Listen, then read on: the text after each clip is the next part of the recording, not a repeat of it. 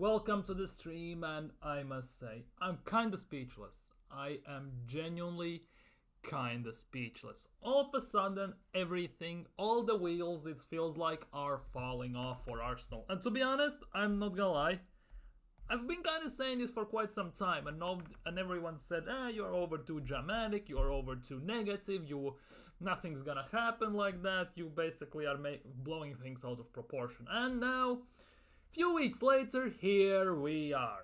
Genuinely, here we are. Merino is out with injury.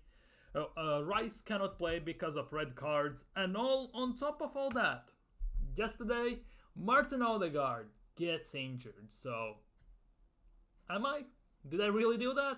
I'm not sure. I actually was saying that this squad is too thin. We haven't done enough. Yet at the same time, people were telling me that it's all good. Don't worry. We can still win the league. What league can we win? Maybe we can win Sunday League. Maybe. But God knows even if we can win that under this with the squad we have right now. But I guess we're gonna get deep dive into that in a split second. If you're new around here, of course, smash that thumbs up, subscribe, hit that bell, get interactive in the chat, and all that good stuff. And to be honest, we're gonna kick things off with some other news, and then we obviously for the cake, for the dessert of the stream, obviously gonna talk about Martin Odegaard. So obviously gonna kick things off with some obvious stuff that is going on at Arsenal. To be honest, some of the recent news, let's just say that. And we're kicking things off with Fabio Vieira. Fabio Vieira apparently is injured as well. Fabio Vieira apparently has suffered a muscle injury to his right thigh, causing his second Porto debut to be delayed. Again, another midfielder, another injury. I saw a stat today that Arsenal overall, including loans, have 5 midfielders injured. 5 midfielders injured. And we have about 8 or 9 midfielders overall in the team if you include the loans. So technically, we have half the squad, half of the midfielders injured. And ironically enough, none of them is Thomas Partey. How wild is that? Although I wouldn't put it past him to get injured very, very soon. Not gonna lie, he might sneeze or tie his shoelaces or go to bed, slip, and I don't know, bang his head around the pillow and be out for 3 weeks or something like that. But overall, yeah, Fabio Vieira, not the best of loans at the moment. He just has been loaned out and instantly pretty much he has gotten injured. He hasn't played for Porto as of yet. So his debut for Porto as well has been delayed. But, it doesn't stop there. It doesn't stop there. Albert Sambi Lokonga, remember him? The next Yaya Toure, the Belgian Yaya Toure, as it was sold to us when we signed him for 17 million, has been loaned out Sevilla with option to buy. Option, remember the word, option to buy, not obligation to buy. And now we are here. Second hamstring injury while he's at Sevilla. He has been ruled out up to 5 weeks with a hamstring injury. It's his second hamstring injury since he has moved to Spain. Sevilla have the option to sign the player at the end of the season, but currently it's not looking too promising. And to be honest, it's not looking promising whatsoever. Sambi Lokonga, he got injured in preseason, didn't play the start of the season. Then he came back. Obviously, I watched him to play against Girona, got a yellow card, got run circles in a way around him, and they lost that game 2-0 at Roman Sanchez Pizjuan, which is Sevilla's home stadium. And after that, after obviously international break hit, and he is injured once again. Injured once again. They have about, 10, 11 million maybe buy option on that deal. But at the moment, it is not looking like it's gonna happen. He has been injured once again, and it doesn't look like it could materialize into anything. And the worst part is, if Sevilla decide not to buy him, right, he has to come back to Arsenal. Which you may think, oh, well, maybe not that bad. Maybe we can loan him out again and to do something there. But the thing is, he comes back next season and he has 1 year left on his contract. He will have 1 year left on his contract, which means basically if we cannot loan him out because he will come back and instantly leave, we will try and have to force the sale, or we will have to try and re-sign him. And let's be real, no Arsenal fan wants to see him re-signed. I would assume so. I'm not speaking for everyone, but that's just my assumption. I think most of the Arsenal fans would want to sell him. And that is the big thing. Nobody's gonna buy an injury-prone player. We were lucky that he got taken from us in a way, because not that many teams actually wanted him per se. Sevilla took him. There were obviously a few other options, but Sevilla obviously gave Arsenal favorable terms, as they like to PR everything. So he went there, 11 million option to buy. It's not an obligation like with Nuno Tavares. So yeah, they have an option to buy him at the end of the season, but at the moment it doesn't look like it's gonna happen. Another midfielder injured. Another midfielder injured right here. It's bad enough. By the way, big up Nick in the chat, big up Adieri in the chat. It's bad enough that Arsenal have Merino injured, Odegaard injured, and Rice is on a red card for this North London derby. If you include, again, Fabio Vieira is now injured, yeah? And Lokonga is injured as well. How insane is that? Arsenal overall, including loans, have about 8 or 9 midfielders at the moment, right? And half of them are injured. Half of them are injured. And as I said, ironically enough, none of them is Thomas Partey, which is kind of weird, but as I said, probably he's going to sneeze or get hit around the head with a pillow while he's going to bed, and it will be a concussion for a month. But it is what it is. What is happening with our midfield? What is happening with our midfield all of a sudden? Everyone is getting injured. It doesn't matter if it's at Arsenal or it's on loan. How wild and mad is that? Let's be real. How wild and mad is that? But let's be real as well on this topic. Our squad is very thin. Been calling that since the beginning of the time, it feels like. Yet people try to tell me that everything is gonna be good. We still can win the league. We will win the league, some of you said. Not, well, Arsenal fans in retrospecting you, I mean. How? Can someone explain me how we gonna win this? Because Odegaard's injury doesn't look like it's gonna be an easy one. Yes, he sprained his ankle. I have done that same thing. In sports, while training with my team, even mid-game I have done the thing. It all depends what kind of sprain it is, basically. I have had a sprain where I'm out for 2 weeks.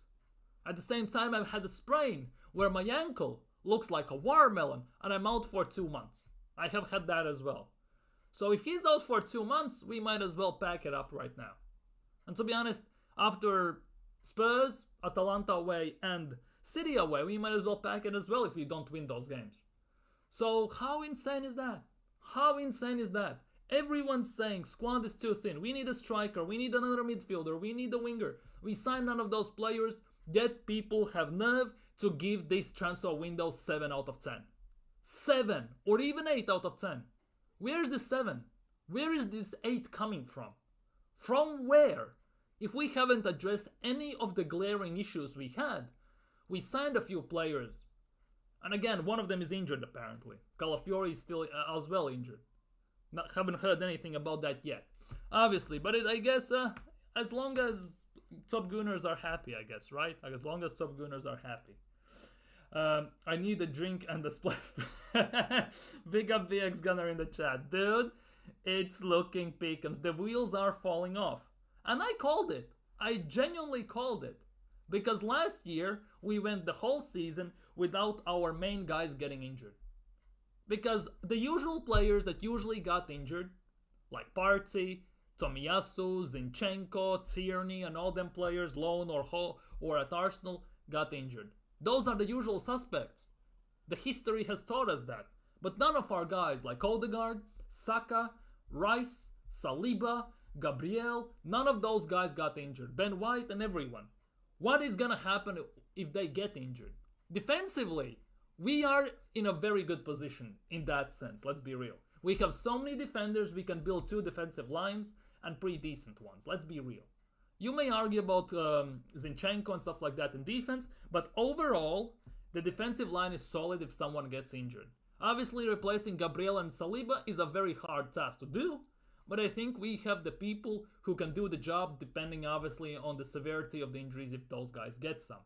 However, the issue is the other guys, midfield, attack. What happens if Saka gets injured? Because we are running him into the ground, fully running into the ground. And for a player in early 20s, it's genuinely not a good thing for his career.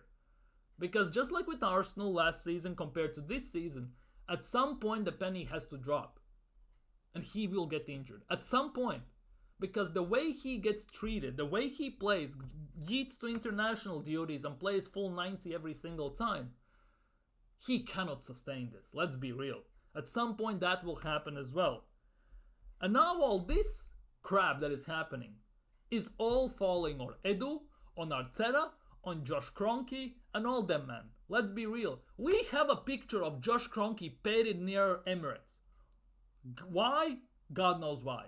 Because he doesn't deserve it, let's be real. Why we have picture of the Kroenke painted near Emirates? Why we have that? Why do we have that?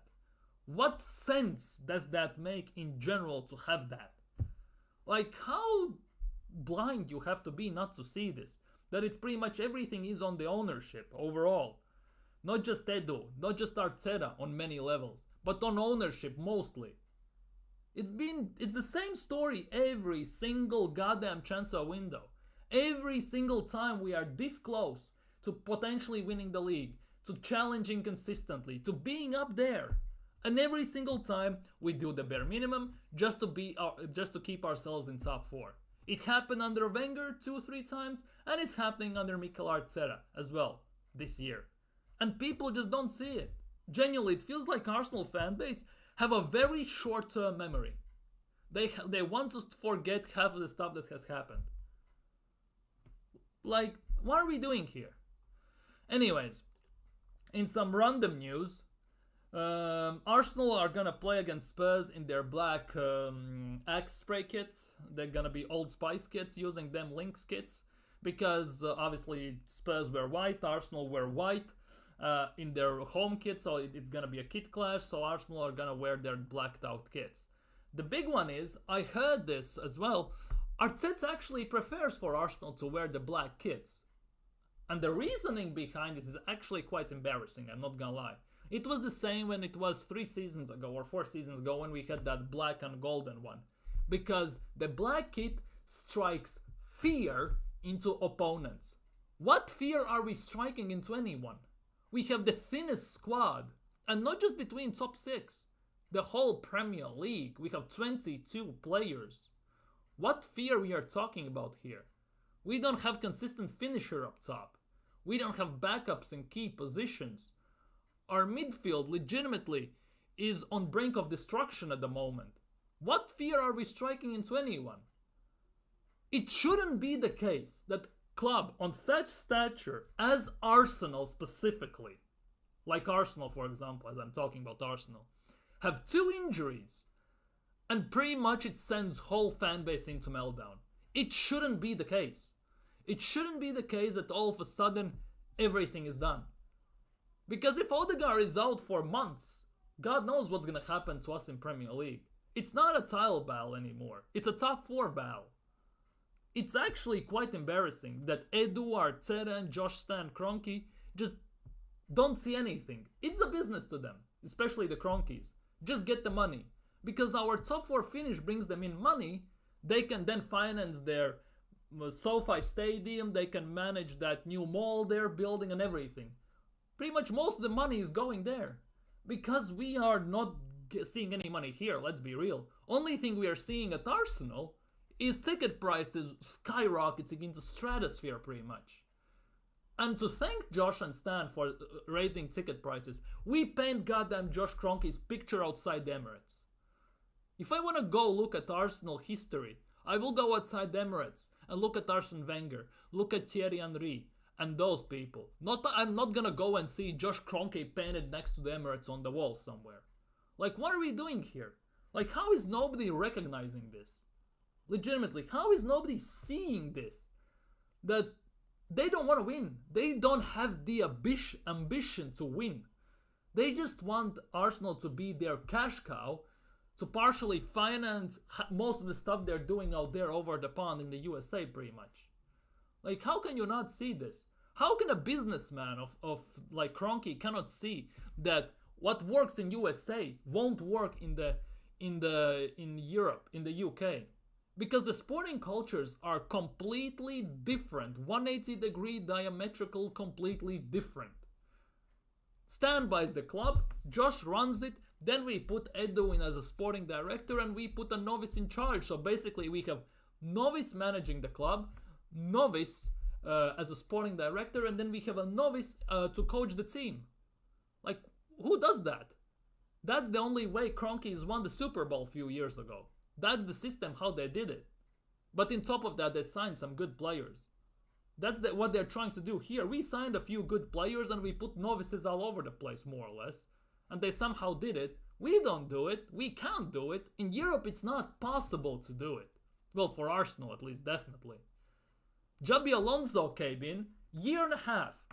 Goes invincible, wins the double in Bundesliga and Deutsche Pokal, gets to Europa League final. Year and a half. Took relegation candidates in Bayer Leverkusen and took them straight to the top, pretty much. Like, what process are we doing? Phase 5. There's that interview where he talks about goddamn Phase 9. Phase goddamn 9. Like, what is Phase 9? Get win the dog a girlfriend?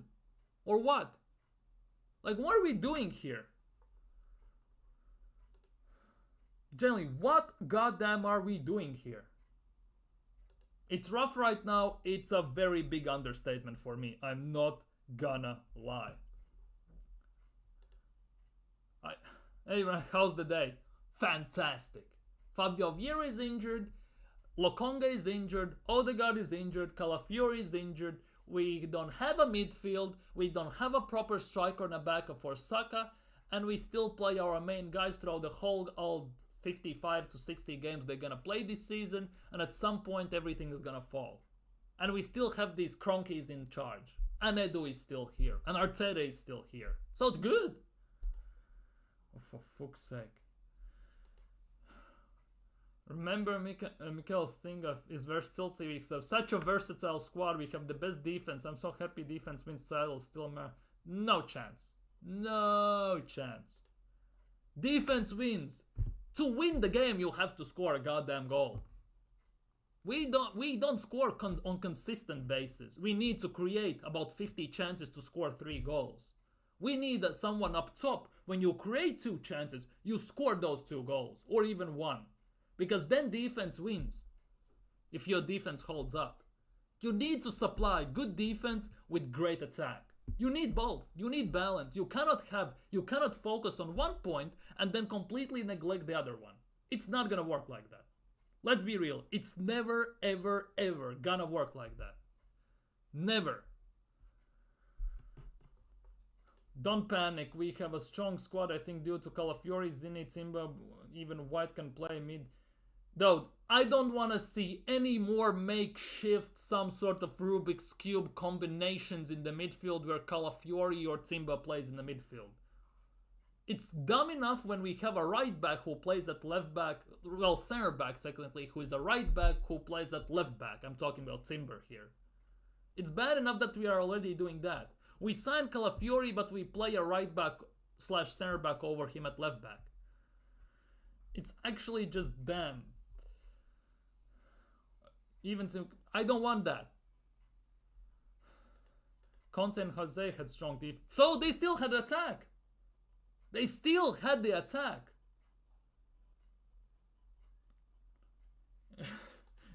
To be honest, if you think about all these defenses, all these big managers they have had strong and successful attacks still. It's not like they're working with bums. Like they're working with proper attackers. Like genuinely, what are we doing here? They make the best out of players. Good manager, good coach gets the best out of the players. The best out of the players. He makes the team in a way where your strong points are elevated, but your weak points are minimized and masked by the qualities of the other players. Arteta doesn't do that. No player improvement, pretty much. No growth. No masking the actual weaknesses. And I'm talking about player development. I'm talking about transfers in general. Which big team goes into market to make a profit? Usually if the big teams go in the market, they spend, they sell some things, they are in the negative numbers, and then they pretty much balance everything more or less out by winning and league title finishes and the sponsorship deals and everything. More or less. Which team goes in the transfer market with sole objective to sell players for more money than they buy players for? in a window where pretty much it's do or die window for Edu, in my opinion, for Arteta, where he needs to win everything. Like, what are we doing here? This was the do or die, win it or lose it all window to go for the title, to go for Champions League, all the cups we have to play. This was the window to basically sign those 2-3 players and make this gap, this small of a gap, this big. To make it basically, it's us or them. But at the moment, it's not us or them, it's just them. City pretty much were sitting in the transfer window. Pep Guardiola with all their sheikhs and everyone were sitting in the office smoking cigars, looking at transfer news and thinking, they nearly beat us last year.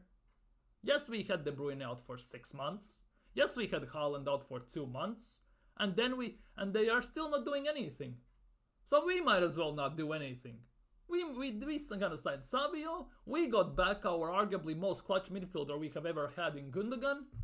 The rest of them are doing nothing. So what's the point in us signing anyone else? Because City doesn't need to sign anyone else. We are the team that needs to sign players. Liverpool are the team that needs to sign the players. Pretty much the biggest question is, if not now, then when? And at the moment, this question hasn't been answered, and this transfer window is raising more questions than gives answers. And now we are in this situation where the wheels are slowly starting to come loose on the car, and if we get one more red card, one more injury to someone, they basically are falling off. That we are that close to basically going everything falling off. Defense don't win you titles. I would say defense won you titles 10 years ago. 10 years ago you could rely on that. Definitely 10 years ago or so. In this modern era of football, you need attack to win. Even though we play slow, robotic, methodical, boring ass football, basically watching paint dry is more exciting at times. But it's still, you need to score goals to win. We saw what happened last year against Porto. A 40-year-old Pepe shut down our dangerous, scary, scintillating attack. We didn't even get a proper shot on target away at Porto. We barely got past them at home. Barely. And then we go to play against Bayern. Oh, Arsenal are not scared of Bayern. This is the worst Bayern team we've seen in a decade. Yet this worst team we have seen of Bayern in a decade smacked our ass, destroyed us with arguably the best team Arsenal have seen in the last 10-15 years. So what are we actually doing here? Not to mention this year could get even worse with all the games we have to play. We have to play 3 games a week pretty much. We have 7 games after international break, 7 games in 25 days. Pretty much game every 3rd day. You get the jazz and everything. We have such a thin squad with all the injuries. What are we gonna do? Like, seriously, what are we gonna do? Because basically Merino is gonna be back after the next international break in October. Based on how Odegaard is limping, moving on crutches and everything, he could be back also only after October, if not even further than that. So basically we will have to play a whole month, if not more, without 2 of our midfielders. One is the creative one, which everyone was begging to sign a backup for, and we did F all. And then there's the new signing. Genuinely, the new signing. And if we look at Arsenal's schedule, right? It's not looking that much better as well. Let's be real, it's not looking good at all. Because after international break stops, we have Spurs away, Atalanta away, City away. We have Bolton at home, which should be a win, but hey ho, we know how we do these things. Leicester at home, PSG at home, then we have Southampton at home, and then we go on to another international break. We have 7 games. 7 games in span of 25 days. It's not 2025, it's 20 days. In 20 days, we have to play 7 games. So basically, game every 3rd day. And with this squad, with these injuries, there's a bigger chance that we're gonna get another injury than anything is gonna go our way and the Odegaard's injury is gonna be minor. There's bigger chance of that. And God knows who could get injured still. Partey is still healthy. We have half of our midfield injured and none of them is Thomas Partey. Yet, if you want to look at it that way. Because at some point it's gonna happen. If he doesn't, oh, happy days. But if he performs like a dumbass and plays shit, who cares? He needs to be on top of his form throughout the whole season, in that sense. It's actually kind of wild. It's actually kind of wild that also Arsenal fans don't want to recognize this. Because Odegaard, as you can see, he has been seen on crutches. Barely moving pretty much, getting into the plane. It's actually kind of wild. Like, see. It's actually insane. And the Norway boss, on top of all that, has the nerve to joke about this. Because this was said in a very sarcastically joking fashion, by the way. He had no chance of continuing, it was probably an overstep, and those who have played football know that it can go well if the ligaments have not gone. It's okay. This statement, however, is a mad one. It is not certain that Arteta will call and praise me tonight. Excuse me? Excuse me. Your captain just got injured. Our captain just got injured. And there are reports already that Norway are preparing for the next international break in a month, right? To play without Odegaard. That just shows that it's not going to be easy. It's not going to be quick. It's going to be slow and painful. It's just... Ay, Dios mío, man. Ay, Dios mío. Odegaard is having MRI and ultrasound today. Ultrasound, by the way, right? He's pregnant apparently as well. But overall, I'm wishing him a speedy recovery and hope he gets well soon. Because the way of these images are looking, the pain, the sheer pain he's in, it doesn't look good whatsoever. It genuinely doesn't look good whatsoever. His leg was in 90-degree angle. If you see here in the bottom of the page, in 90-degree angle pretty much. That already signals that it's pretty much done, dusted, and we are screwed. We are legitimately screwed. It's not a great thing. It's not a good thing. It's already... The wheels are falling off. Surely but steadily, they are falling off. It's actually quite mad. Especially in UCL attack. Yeah, and of course the good balanced defense attack is the best way to win. Exactly. Yeah, Ethan Nwaneri, time to step up. Throw in a 17-year-old into this game. Throw in a 17-year-old into games who has played overall 14 minutes in the Premier League. 14 minutes in Premier League. And the best part is, we get rid of Nelson, we get rid of Fabio Vieira, as much as they had to go. The common sense would say that you actually, well, what's the word I'm looking for? Replace them, right? The common sense would tell you that. But no, we don't. Instead we sign Sterling. We sign Norbert Neto. Can he play as a number 10? Oh, but it's okay, we have Ethan Nwaneri. Okay, play him. Start him. Start him in the North London derby. Let's see what he does. Because at the moment it's basically sink or swim. He goes in. Romero basically takes him out instantly. He's pretty much out, let's be real. There's bigger chance than not. If it's a one harsh tackle, it could totally mentally affect him in a way no youth player wants to be affected. None of them.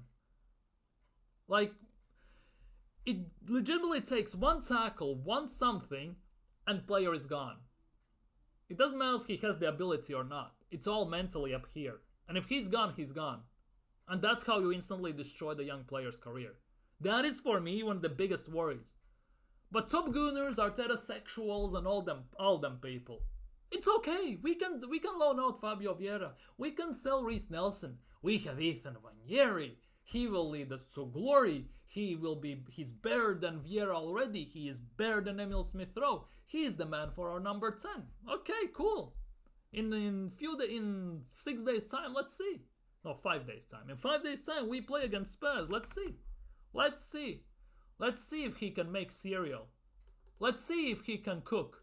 What he will cook. Will he cook a steak? Will he cook cereal? Or he will burn a goddamn omelette? Maybe he will burn it even. Let's see. Genuinely, let's see. Let's see. It's actually insane.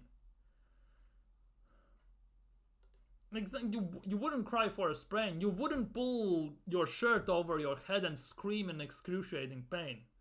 I imagine Odegaard's ankle at the moment is looking like this. Genuinely like a watermelon. Like this. Oh, he's a tough player to see him. Exactly. Zinchenko is crying, his captain is out. See, Odegaard partially cries when he is injured. Zinchenko just cries. That is different. Yamal, etc. Desire for, etc. So many young guns. Yeah, but okay. Lamine Yamal, just for the sake of an argument, 17 years old, has won Euros. He's 17 years old, right? 17. In La Liga, at 17 years old, he has played already 42 games. In La Liga, he played throughout his whole 16, and now he's 17. This season, he has 1 goal and 4 assists. He already has proven, he's arguably already one of the best wingers you can see in the world, arguably. And he's only 17. Nwanieri hasn't kicked the ball in Premier League properly. He hasn't had a proper Brexit tackle from a proper player. He hasn't had that. He hasn't felt it from Premier League player. Like, for example, Romero just goes in and sends him back to his childhood and stuff like that, even though he still is a child, pretty much. He hasn't had that. Let's see what he's gonna do when that happens to him. Barkla was unknown last year. He's doing well. To be honest, Mbappe leaving has opened spaces for lots of players. Elliot Bradley, that young defender kid, forgot his name, who took Konate's place. Yeah, Kanash and everything. The thing is, Klopp played the academy lads the most. That's the thing. Klopp played them. They had a system. He integrated him into the cup games. They went to the final, if I'm not mistaken, even. He beat us with his under-16 squad, pretty much. When we had our best bench players on the pitch, some of our best players on. He beat us with them. Klopp develops young players. He grows young players. What young players he has grown? This Lego-headed Mikel Arteta. Super duper Mick. What he has grown? Only his hair. A bit, maybe. Maybe a mustache. Even that he can grow properly. So what? At least he knows the players. He knows how to coach them. He was at Barcelona lighting him up. He's Barcelona's starting player, one of their main guys at 17. You don't get that if you're not special. What makes Nwanieri special? If Nwanieri is so good, how comes he's not starting? Oh, but Odegaard is in front of him. So what? If you're that good, start him over Odegaard. If you all think he's the next I don't know who, insane. If he's the next Riquelme, next George Hagi, if he's that good, go start him. Man, he hasn't been given. Whose fault is that? Again, whose fault is that he hasn't been given a chance? It's Mikel Arteta. There's nobody else. Yet people still defend him. Mikel Arteta overall hasn't evolved almost whatsoever from his second, third season to now. He has spent a lot of money, got the players he wanted, and still plays the same style. No plan B, no plan C. If shit hits the fan, do one thing that worked against Bournemouth when we won 3-2 with Reece Nelson's most memorable goal he will probably score in his career. Yeet every single bench attacker on the pitch and see what sticks. That's what he did against Bayern Munich. We subbed on Eddie Nketiah to score against Bayern Munich to save the day. What are we doing here? Go give him a chance. Go give him. Let's see. Let's see what happens when Romero breaks his ankle or something. I don't wish him that. But we all know how North London derbies go. How rough they are. That even our main guys come out injured, broken partially and everything. Are we gonna throw in a 17-year-old? Go ahead. Go ahead. See what sticks. But Mikel Arteta is the guy who is not gonna take risks. He is a very, very pragmatic coach. He's gonna go with what he knows. So we pretty much already can expect Havertz as a number 8. Maybe Jesus is a number 10 or... No, actually Havertz is a number 10. And Jesus maybe up top. Or Trossard up top. That's what we can expect. Arteta doesn't like to experiment. Try new things. No, nothing. How come when was the last proper time he used a different formation? Like, legitimately different formation. Because I remember he just came in, he had the squad from Emery and partially from Wenger. He played 4-2-3-1, 4-3-3, 5-3-2, 3-4-3, 3-4-1-2. He played different formations. In cups he played 3 at the back. Worked perfectly against Chelsea, worked like a charm against City. Since then, what have we done against City? Because then we beat City properly. Since then, one lucky bounce, we shoot, it deflects from Ake, goes in, we won the game. Okay, cool. If you don't take a shot, basically you don't score. Okay, cool. But to beat him properly, like in proper game, the last time we did it was in that FA Cup, when we actually played 3 at the back. How comes we have never seen it since? How comes we only play 4-3-3, we invert, make a square in the middle, and then ping the ball around like horseshoe, rainbow, whatever you want to call it, just ding dong, give it to Saka, Odegaard, White, Odegaard, Saliba, Odegaard, White, Saka. Doesn't work, maybe try the wing, doesn't work, recycle it, go back, and that's how we play all the time.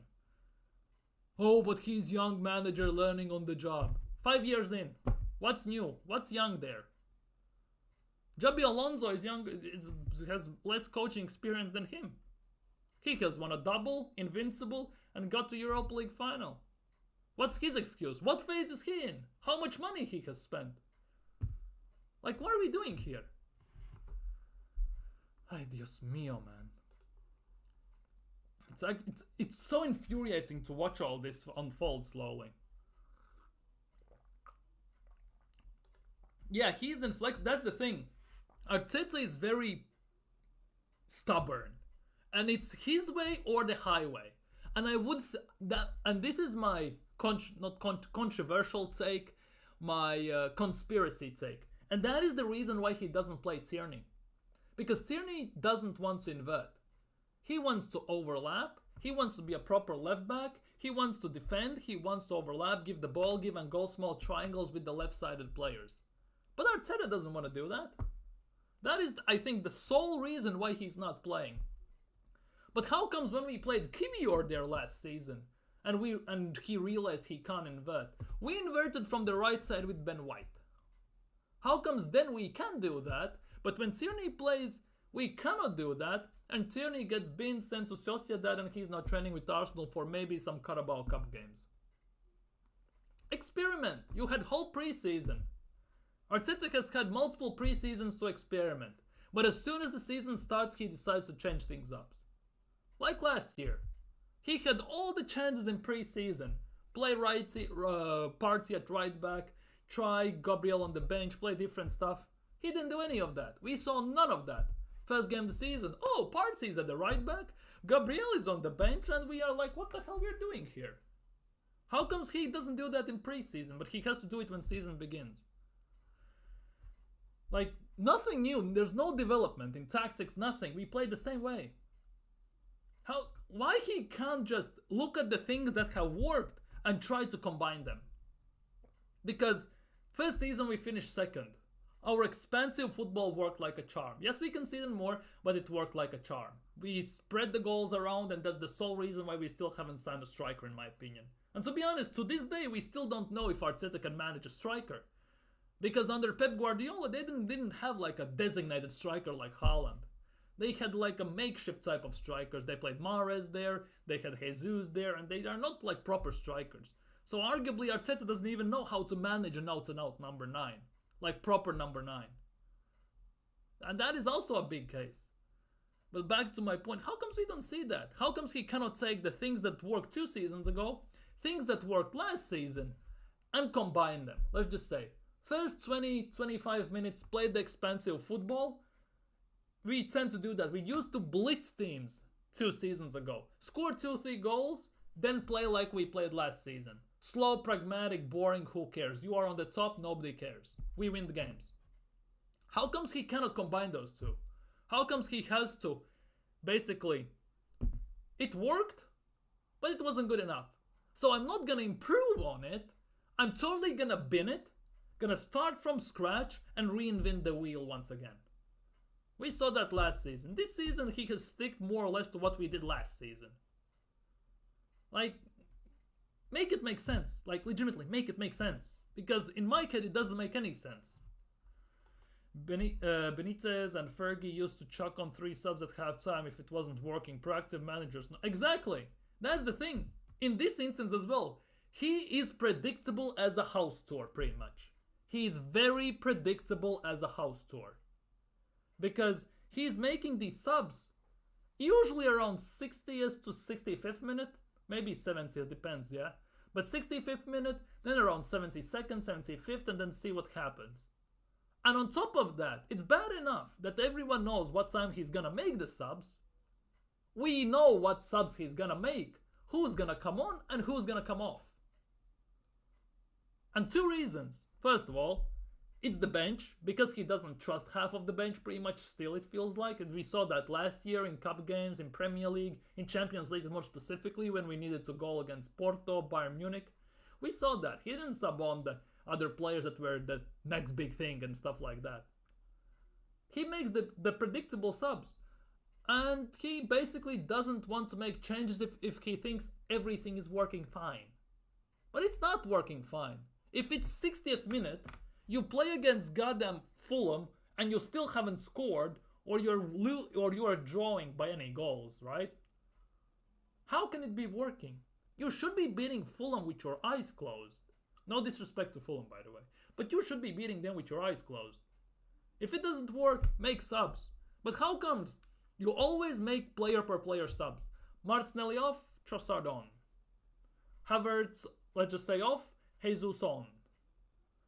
Then what else we tend to do sometimes? Partey off, Jorginho on. And all the time, all the goddamn time, Zinchenko off, Kivior on, Zinchenko off, and now it's Timber on and stuff like that. Always the same players come off, and always the same players come on. Same goes with Odegaard. He's our captain, our main guy. I've never seen in my life a captain who gets subbed off so consistently and so many times as Martin Odegaard.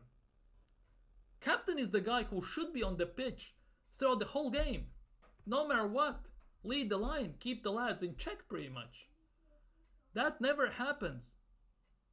You don't sub off your captain. But we sub off Odegaard all the goddamn time, pretty much every single game. And speaking of Odegaard, I know we talked about his injury and all that stuff, but how comes he gets a knock against Brighton, is forced off with a substitution, and you still let him go to goddamn international break? Play irrelevant friendly against goddamn Kazakhstan, and you draw 0-0. And then you play against Austria, he does nothing there, he gets injured then, gets subbed off, and they instantly scored. In the last 3-4 games for Arsenal, Odegaard has created 2 goal-scoring chances. And that is our creative number 10, by the way. Like, we don't have these alternatives. As a club, as Arsenal, we should be in a spot where every single player is fighting for positions. There shouldn't be a player who feels safe for his position. Yes, I know, if you have Messi, Ronaldo's in the day and stuff like that, cool. You need to keep them in check more or less, but cool. You know what you're getting. But let's be real, Saka shouldn't feel safe about his spot. He hasn't had a backup, well, ever, let's be real, he hasn't had a backup who would challenge him to improve, get better, develop, grow, ever. He needs to find that from himself. He needs to find the inspiration, the motivation to grow. And it's great if you have that as a player. But there should be a player breathing on your neck every single time. When you drop a stinker, you know that your next match, you might not be starting. There should be this case. But there isn't. Because Saka knows if he plays good, he's gonna start, obviously. But there are many times when he drops a stinker of a game. Yes, he gets an assist. At the same time, his match overall is 5 out of 10, 6 out of 10. And that's a game where we win like 3-0 and he drops a 6 out of 10. That shouldn't be the case. In that instance, he should get subbed off and we bring in another player who can show himself then. There should be a player who comes on for him properly, consistently, give him a rest. Because we already know how this is gonna play out. Either Saka is gonna get injured at some point, or by the around 25th game, due to Champions League and Cup games, he's gonna be so gassed that he will not be able to consistently perform anymore throughout the rest of the season. That's gonna happen. Same goes for Odegaard. How many years we needed that? Need backup for Odegaard. Oh, but we signed Fabio Vieira, the next Bernardo Silva. 34 million. Money well spent. Sign him for Porto, 2 years at Arsenal, doesn't do anything, and then we basically loan him back to Porto. So what we did, we paid Porto 34 million to get the player for 2 years and then to give it back to them for 1 more year. Might as well kept him there, pay them 34 million and keep him there for 3 years. Maybe he would have developed as a player. Might as well done that. Like, what are we doing here? How comes nobody is calling this out? Awful windows, awful signings, subpar signings, wasting money, not looking at alternatives, getting backups, getting your job done, substitutions, tactics and everything, then not even talking about Edu's incompetence most of the time, not talking about the ownership, Josh and Stan Kroenkes, who looks like doesn't give a crap. Like, how come nobody's seeing that and calling these things out? Like Josh in an interview said, oh, I want to be more in the public, I want to talk to the fans more. That was about, what, 2 months ago he said that. 3 months ago, I think he said it this year, or maybe last year. Has he talked to fans at all? He talks only to AFTV and maybe some fans randomly on occasion, but overall he doesn't speak to fans. They don't know what's going on in the club. They just spit out PR daily, consistently, just to get the fans gassed up. Most of the fan base eat it up, then spew it back on X, Facebook, I don't know, MySpace, Hotmail, Instagram, dial-up internet, through whatever, basically, right? On Club Penguin even, and then some puts it out on YouTube. Arsenal PR media sees that, and they think, oh cool, we have the job done well, we can move on. But nobody's calling that out, ever, in the last few years. Only because they were spending money. It's crazy how money can mask most of the things. If you're not, like, you don't see it, you don't pay attention to that. Because everyone was super happy and dandy when we had 200 million every single market. We signed players, tried to do things and all that stuff. Everyone said, oh, Kroenkes are actually doing something. But when it mattered the most, when it came to clutch time, Kroenkes pretty much airballed the shot. If you watch NBA, you get the reference. They pretty much airballed the shot. They had the chance to push us over the line, go, make the touchdown, hit the game-winning shot, game-winning penalty. But what they did, they slipped on their ass and they missed everything. And now we are in this position where squad is too thin, smallest squad in Premier League pretty much, one injury away. I said this throughout the whole window and even last season. Pretty much, if we don't get backup for Odegaard, Saka and players, and we're gonna probably get rid of these, that and that player, which we did. We didn't get backups though. And at the end of the window I said, we are 1 or 2 injuries away from a total meltdown at the club. It shouldn't be the case, but at the moment it is. Because one of our main guys are injured. And I'm talking about Odegaard. God forbid something happens to Saliba, to Saka, to one of those two guys. I don't even want to think what we're gonna do if Raya gets injured. Imagine if Raya gets injured and we have Neto in goal. Can you imagine that? In Champions League, for example, away to Inter Milan, and your main goalkeeper is Norberto Neto. Getting shivers even thinking about this. But I think it was never gonna be easy. I'm not gonna get worried now. Spurs hit 10 wins in a row at the beginning of last season. It's a long season. Merino Rice will be back soon. That's the thing. They had the new manager bounce, and they still didn't sign properly. Plus, to be honest, Maddison got injured, and it totally ruined their momentum. If Maddison doesn't get injured, it would have been a bit longer. Let's be real. The thing is, though, Merino and Rice will be back soon. Rice is gonna be back for City game, which is cool. Okay, I'll admit. Unless he gets injured, of course. Merino is back after second international break. Only then. There are reports that he's gonna be out till October. October 5th is the game against Southampton at home, and then we go international break. He's gonna be back by the end of November, pretty much. So he's not gonna play any of these 7 games we have right now.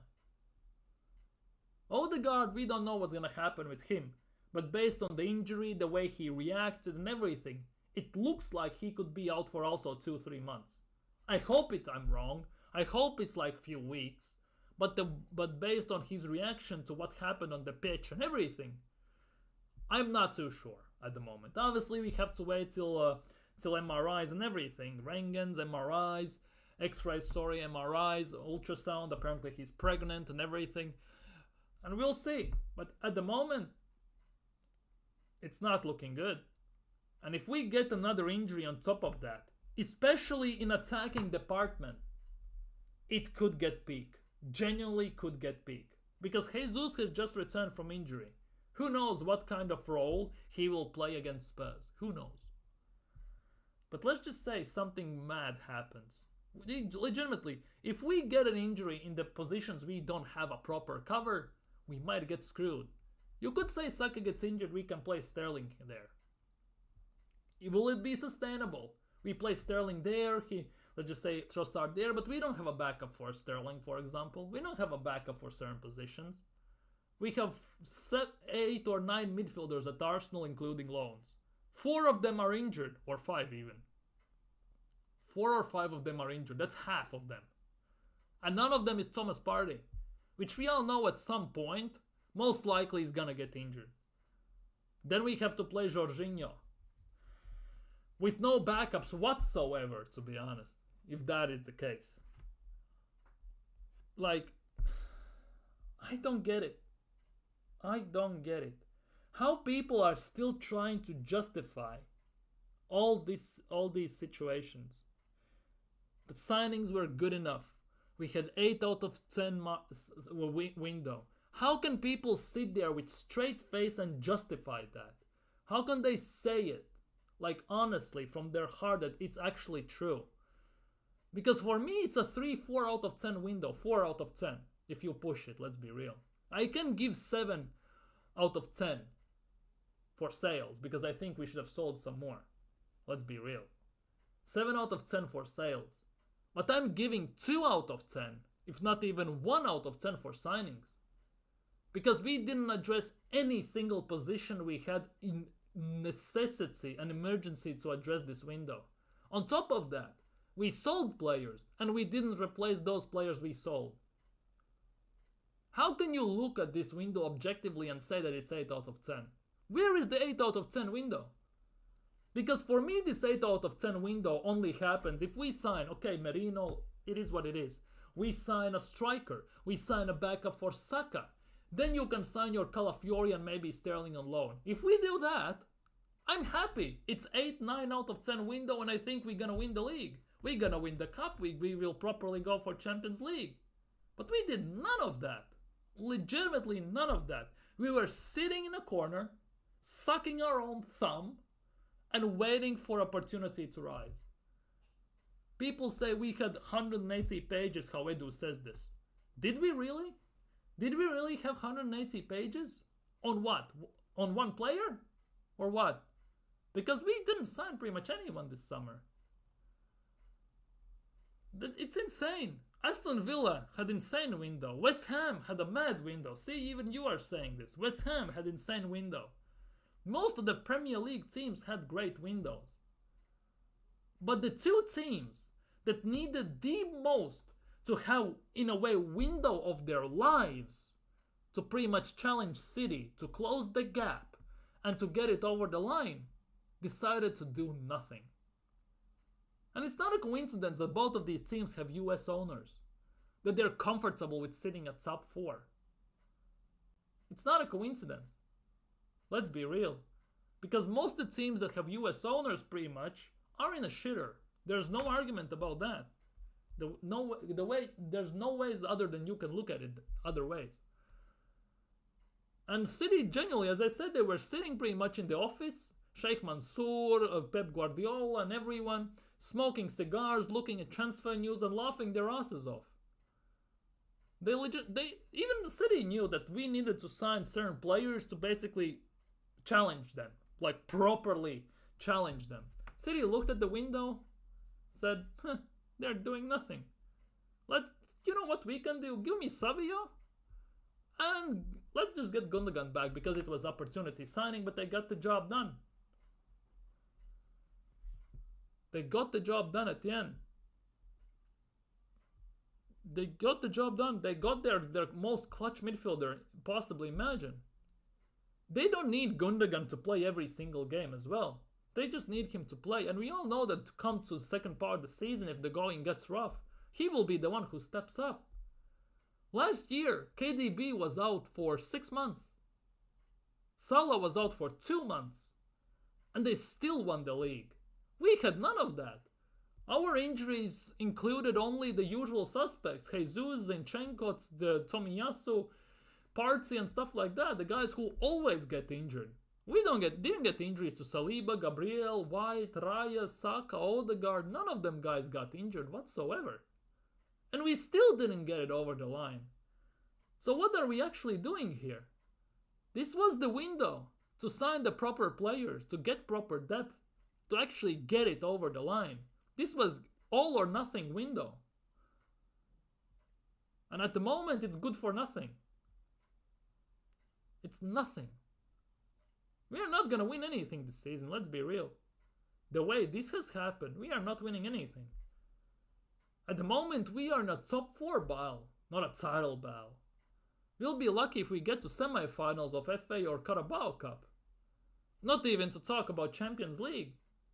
We got knocked out nearly by Porto last year.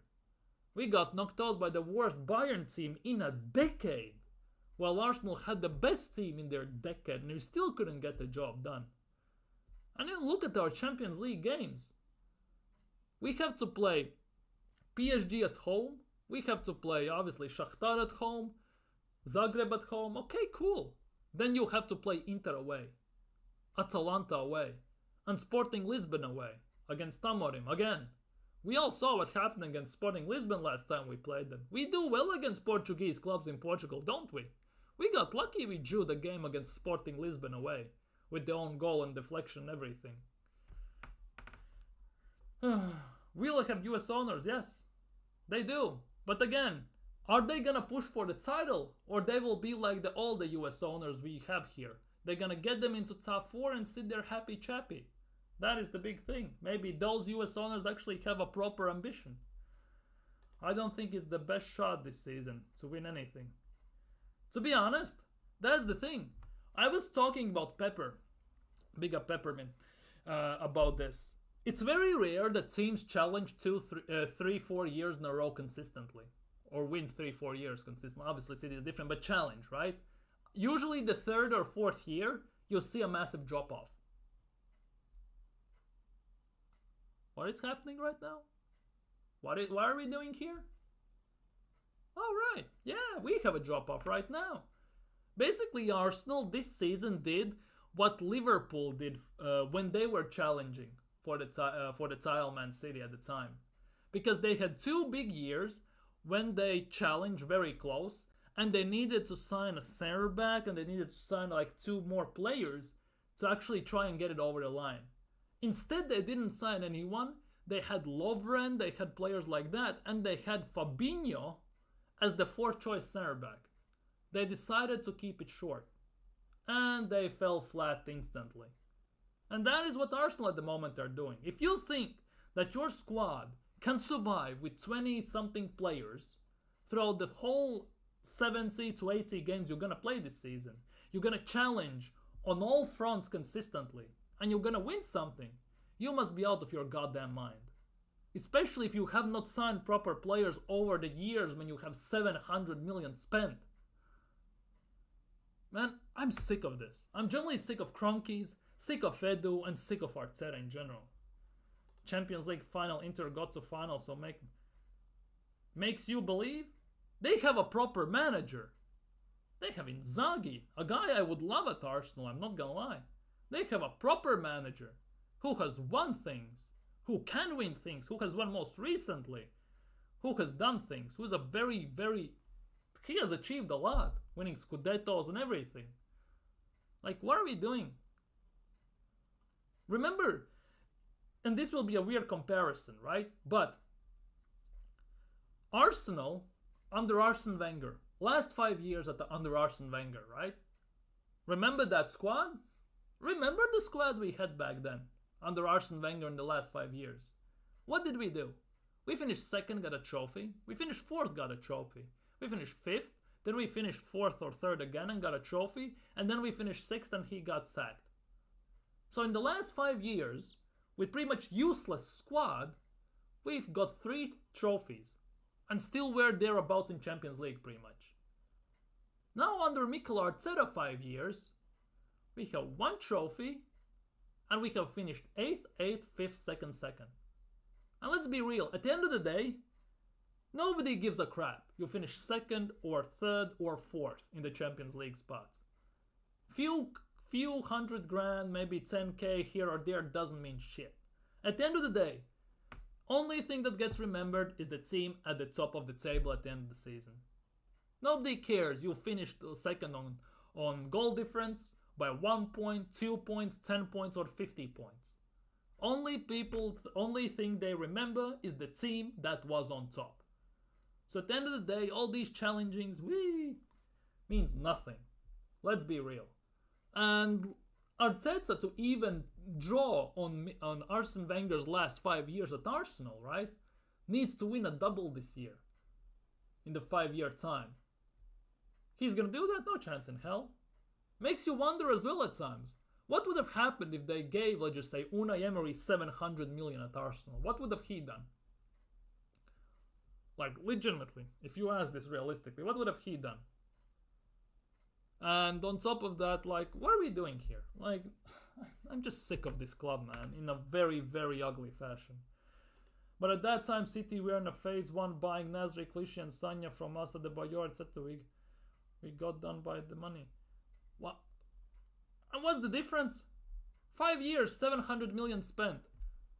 Have we done everyone by money? Yes, we have. We have outspent everyone pretty much, apart from United and Chelsea. What have we done? What have we shown for 700 million? We are back in top 4 where we were before that. Or what? You can still switch team, Robot, to Arsenal B. To be honest, if I would switch teams, I would watch Arsenal women's team. They have won more at Arsenal in the last few years than Arsenal have won. Seriously. That is actually wild, if you think about it. I think it's that the case. Arsenal in the last 5 years have won one FA Cup, right? Arsenal's women's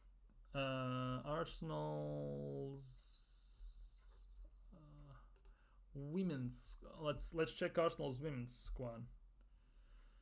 This is the main squad. I want to find the women's squad.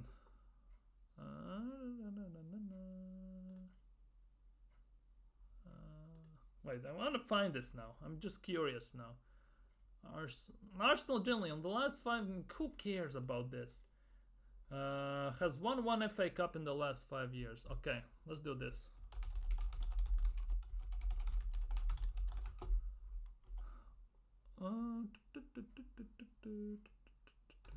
Let's see. I think it should be here. It should be here.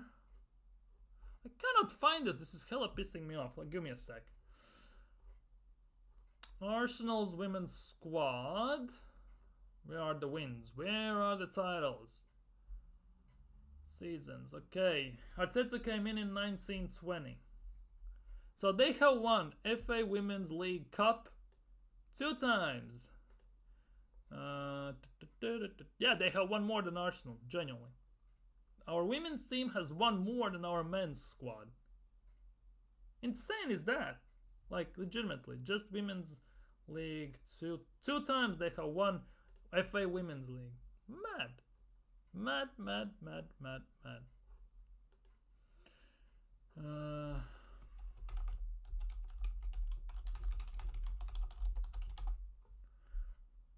I cannot find it on Transfermarkt. That's really pissing me off. That's why I'm searching.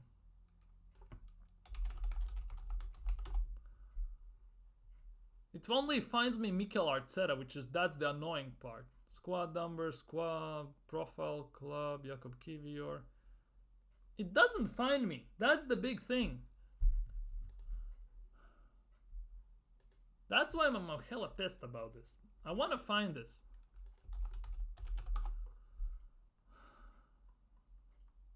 See, it's not here. Arsenal FC, under 21s, UEFA 19s, Nacional, and blah blah blah. Arsenal FC Youth. See, it's not here. Arsenal Elite Academy. Like, it's not here. But it doesn't find it. That's the case. That's the thing. See? Arsenal Women's Team Transfer.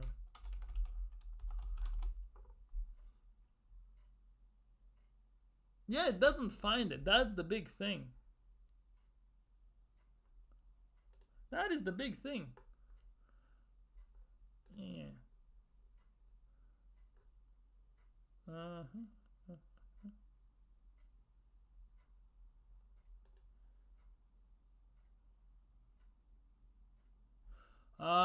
You think like that?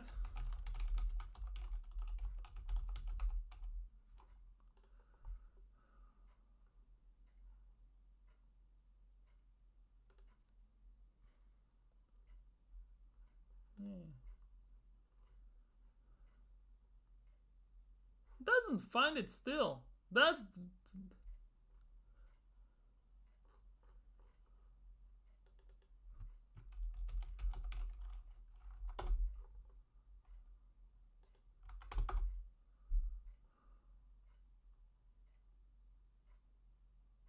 Nah, it's not there. I don't know why, but it doesn't show me this.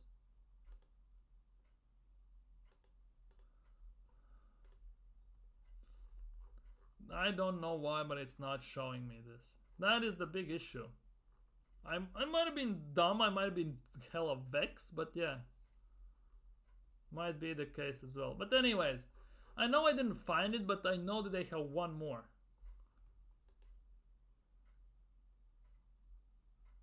Yeah, I don't want to promote this team. Come on. Loan. Women.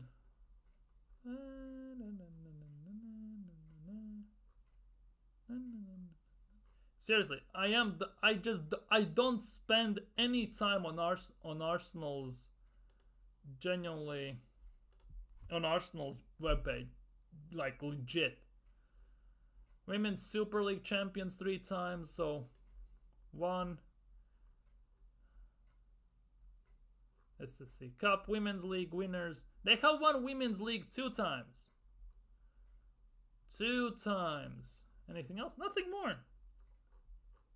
That's still 2 times in the... See, 2 times in the last 2 years. 2 times in 2 years. Arteta has won nothing in 5 years, pretty much. So that is the case. Anyhow, Nwaneri looks like he might actually start against Spurs. Who knows what's going to happen? Top Gunners will be happy if he starts. I'm going to tell you that much. But, you know what? I've been yapping for way too long, I think. I think on that note, I'm going to end it here. I know it hasn't been the most progressive stream in a way. It hasn't been the most positive stream. But, you know, I have to get it off my chest, genuinely. But it is what it is, I guess. Hope it doesn't annoy you too much like some snowflakes are in the comments sometimes. But anyways, guys, thank you guys so much for watching. You have been freaking fantastic. Take care, stay safe, like, comment, subscribe. And yeah, take care. And yeah, Kroenke's out, Edu out, and Arteta out.